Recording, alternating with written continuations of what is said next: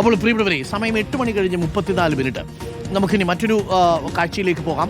ചാലയിലെ കാഴ്ചയിലേക്ക്. നമ്മൾ കമ്പത്തെ കാഴ്ച കണ്ടു, കോഴിക്കോട്ടെ കാഴ്ച കണ്ടു, അല്ലേ?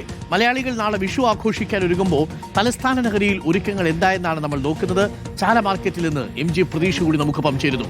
Pratheesh, good morning, happy Vishu, advanced happy Vishu. എല്ലാവരും വരിക, ഇന്നാണ് വിഷു എന്ന്. സാധാരണ ഏപ്രിൽ 14-ാം തീയതി വിഷു ആഘോഷിച്ച് മലയാളിക്ക് അത് പെട്ടെന്ന് തിരിയാതെ വന്നു. ഏപ്രിൽ 15 എന്ന് പറഞ്ഞാൽ നാളെയാണോ എന്നാണ്. ഒരുക്കങ്ങളൊക്കെ എവിടെ വരെ എത്തി പ്രതീഷ്? അരുൺകുമാർ, ഹാപ്പി വിഷു. തിരുവനന്തപുരത്തുകാരെ സംബന്ധിച്ച് ഓണമായാലും വിഷു ആയാലും അവർ ഓടിയെത്തുന്നത് ആദ്യം ചാല മാർക്കറ്റിലേക്കാണ്. ഞാനിപ്പോൾ ഉള്ളത് തിരുവനന്തപുരം ചാല മാർക്കറ്റിലാണ്. പക്ഷേ ഈ മലബാർ മേഖലയെ പോലെ അത്രത്തോളം ഒരു ഓളമൊന്നും വിഷുവായിട്ട് തിരുവനന്തപുരത്തില്ല. പക്ഷേ ഈ പച്ചക്കറികളും മറ്റ് സാധനങ്ങളും കണിയൊരുക്കാനുള്ള സാധനങ്ങളൊക്കെ തന്നെ തേടി ഈ ചാല മാർക്കറ്റിലേക്ക് ആളുകൾ എത്താറുണ്ട്. പക്ഷെ വലിയ തിരക്കൊന്നും തന്നെ ചാല മാർക്കറ്റിൽ കാണാനില്ല. ഈ കച്ചവടക്കാരെ സംബന്ധിച്ചും ഈ വിഷു എന്ന് പറയുന്നത് അത്രത്തോളം അവർ പ്രതീക്ഷ അർപ്പിക്കുന്ന ഒരു ദിനം കൂടിയാണ്. കാരണം വലിയ കച്ചവടം നടക്കുന്ന ഒരു സമയം കൂടിയാണ്. പക്ഷേ കച്ചവടക്കാരെ സംബന്ധിച്ച് പൊതുവെ ഈ കച്ചവടം കുറവാണ് എന്നതാണ് അവരൊക്കെ പറയുന്നത്. നമുക്കിപ്പോൾ ഓരോ മാർക്കറ്റിൽ ചെല്ലുമ്പോഴും ഈ വിഷുവിന്റെ സാധനങ്ങളാണ് നമുക്ക് ആദ്യ കാഴ്ചയിൽ കാണാൻ കഴിയുന്നത്. കണിവെള്ളരിയും പൈനാപ്പിളും ഈ അത്തരത്തിലുള്ള ചെറിയ ചക്കകളും ഒക്കെ തന്നെയാണ് ഈ പ്രധാനമായും ഈ കച്ചവടക്കാർ ആദ്യം വച്ചിരിക്കുന്നത്.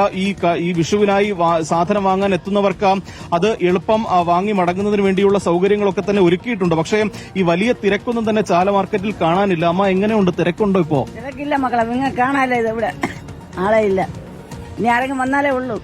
വിഷുവായിട്ട് വലിയ തിരക്കൊന്നുമില്ല. വലിയ തിരക്കൊന്നുമില്ല. സാധനങ്ങൾക്കൊക്കെ ഇങ്ങനെ വില കൂടുതലാണോ? സാധനം വില കുറവുണ്ട്. പൈനാപ്പിളൊക്കെ കിലോ 40 രൂപയേ ഉള്ളൂ. സാധാരണ കഴിഞ്ഞ വിഷു വലിയ ആളുണ്ടായിരുന്നു നേരത്തെയൊക്കെ? നേരെ ആളുണ്ടായിരുന്നു. ഇനി വരുന്നതുകൊണ്ട്, ഇനി ആൾക്കാർ വന്നതുകൊണ്ട്, ഈ ചൂടിലായതുകൊണ്ട് ഇറങ്ങൂല ആൾക്കാർ. അതാണ് കാരണം. സാധാരണ നമ്മൾ ചാല മാർക്കറ്റിൽ എത്തുമ്പോൾ കാണുന്ന ഒരു കാഴ്ചകളൊന്നും തന്നെ അല്ല ഇപ്പോൾ കാണുന്നത്. കാരണം അത്രത്തോളം വലിയ തിരക്കൊന്നും തന്നെ അനുഭവപ്പെടുന്നില്ല. പക്ഷേ ഈ കാലാവസ്ഥയൊക്കെ തന്നെ ഈ കച്ചവടത്തെ പ്രതികൂലമായി ബാധിച്ചിട്ടുണ്ട് എന്നതാണ് ഈ കച്ചവടക്കാർ പറയുന്നത്. പക്ഷേ ഇനി വരുന്ന മണിക്കൂറുകളിൽ കൂടുതൽ കച്ചവടക്കാർ എത്തും എന്നതാണ് പറയുന്നത്. ചേട്ടാ, എങ്ങനെയുണ്ട് വിഷുവായിട്ട് കച്ചവടമൊക്കെ? കച്ചവടം മോശം തന്നെയാണ്. ആളുകൾ വരുന്നില്ല. കടിച്ച ചൂടാണെന്ന് തോന്നുന്നു. ചൂട് കാര്യമായിട്ട് ബാധിച്ചു. പിന്നെ വിലക്കയറ്റത്തിന്റെ പച്ചക്കറി വിലക്ക് കുറവ് തന്നെയാണ്.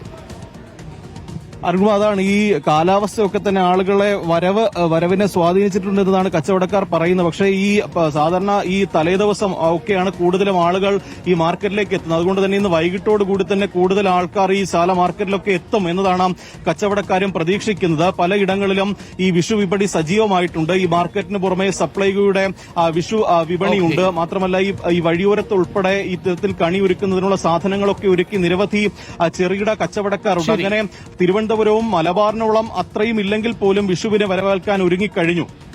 Thank you Pratheesh. അപ്പോൾ വിഷുവിനെ വരവേൽക്കാൻ നമ്മളെല്ലാവരും ഒരുങ്ങിയിരിക്കുകയാണ്. ചില മനുഷ്യരൊക്കെ എങ്ങനെ ആഘോഷിക്കും, പശ്ചിമേഷ്യയിലെ യുദ്ധമല്ലേ എന്നുള്ളത് പറയുന്നുണ്ട്. പ്രവാസികളെ സംബന്ധിച്ച് അല്പം ആശങ്കയുള്ളൊരു വിഷുക്കാലം കൂടിയാണ്.